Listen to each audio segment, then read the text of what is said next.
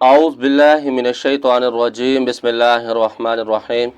मुअज़्ज़िज़ ख़वातीन व हज़रात, अस्सलामु अलैकुम व रहमतुल्लाहि तआला व बरकातुहू। मुझे उम्मीद है आप सब हज़रात खैर वफ़ियत से होंगे। अल्लाह करीम हम सब की हिफाज़त फरमाए।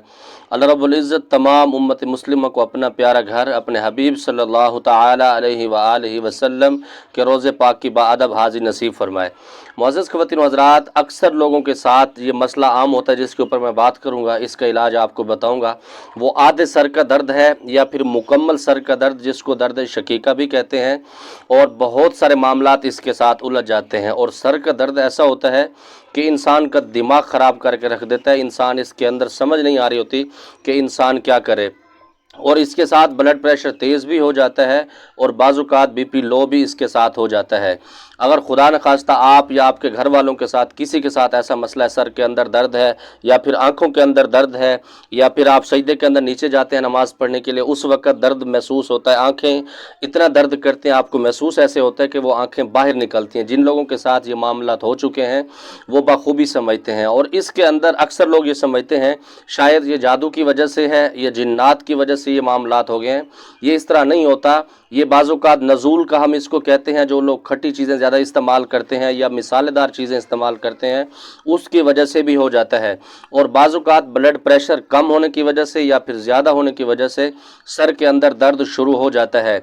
और तीसरे नंबर पर जादू या जिन्नात की वजह से भी ये मामलात हो जाते हैं। सर के ऊपर बोझ होना, कंधों के ऊपर बोझ हो जाता है और सर उसका बिल्कुल सुन्न हो जाता है। तो किसी के ऊपर भी ये मसला है तो आप इसका इलाज खुद कैसे कर सकते हैं, मेरी तरफ से आम इजाज़त है, सबको इसकी इजाज़त है। आपने करना ऐसा है, जिसके सर के ऊपर दर्द हो, चाहे वो बच्चा है बच्ची है, आपने इसको अपने लिए करना। अगर कोई आमिल किसी के लिए इस अमल को करेगा तो फिर उसका तरीका अलग है, वो मैं भी आपको बताता हूँ। मिसाल के तौर पर आपके घर के अंदर बच्चा है, बच्ची है, कोई जवान है या कोई बच्ची है जवान, उसके सर के ऊपर बोझ है, दर्द है, आंखों के अंदर दर्द है, तो आपने यहाँ से चंद बाल उसके पकड़ने हैं, थोड़ा सा आपने इसको खींचना है। एक दफ़ा आपने दुरूद इब्राहिमी पढ़ना है। पढ़ने के बाद आपने सलामुन कौलम मिर रब्बिर रहीम सलामुन अला नूहिन फिल आलमीन, ये दो आयतें हैं। सलामुन कौलम मिर रब्बिर रहीम सलामुन अला नूहिन फिल आलमीन, ये आपने 7-7 मरतबा पढ़नी है। पढ़ने के बाद आपने यूँ बाल थोड़ा सा और खींचने के बाद आपने सर के ऊपर यूँ ऐसे हल्का सा थप्पड़ लगाना है। तेज़ थप्पड़ नहीं लगाना, ऐसा ना हो कि फिर उसको सर का दर्द और ज़्यादा हो जाए। और बाल भी आपने नॉर्मल से खींचने, ऐसा ना हो कि उसके फिर उसको तकलीफ़ ज़्यादा हो जाए।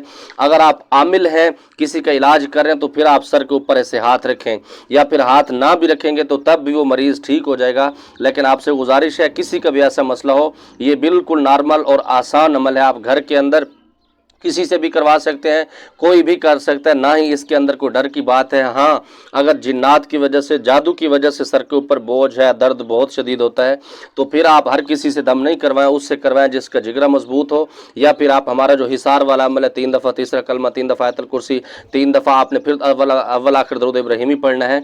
पढ़ने के बाद अपने ऊपर दम करके फिर आपने जिन्नात वाले मरीज़ के ऊपर दम करना है। अगर जिन्नात वाला मरीज़ है, जादू वाला मरीज़ है, उसके ऊपर सर के ऊपर बोझ है, तो आपने उसके बाल नहीं पकड़ने। अगर आप उसके बाल पकड़ेंगे वो आपके ऊपर हमला भी कर सकता है, बहुत बुरी तरीके से आपको मार भी सकता है और डरा भी सकता है। आपने उसका ख्याल रखना है। अगर जिन्नात वाला मरीज़ है तो आपने उसको सामने बिठा के उसके ऊपर दम करना है, उससे पहले आपने अपना हिसार कर लेना है। मुझे उम्मीद है आप इसको समझेंगे, सही तरह से अमल करेंगे।